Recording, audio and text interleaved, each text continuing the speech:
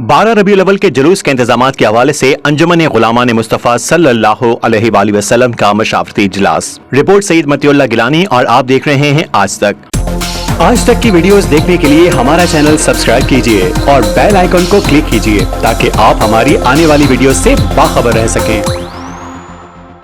12 रबीउल अव्वल के जुलूस के हवाले से जामे मस्जिद महबूब तवक्कली में अंजुमन गुलामान मुस्तफ़ा सल्लल्लाहु अलैहि वसल्लम के ज़ेर एहतमाम मशावरती इजलास मुनक्किद हुआ। इजलास की सदारत सदर अंजुमन गुलामान मुस्तफ़ा डॉक्टर असलम खान ने की। इजलास में काबीना अराकीन ने भरपूर शिरकत की, जबकि फाइनेंस सेक्रेटरी हाजी चौधरी मोहम्मद याह्या को उम्र की सआदत हासिल करने पर मुबारकबाद भी दी गई। खिताब करते हुए डॉक्टर असलम खान ने कहा कि 12 रबीउल अव्वल का जुलूस जामा मस्जिद महबूब तवक्कली से शुरू होकर हस्बे रिवायत पीर बढ़ाया सुल्तान पर इख्तिताम पजीर होगा।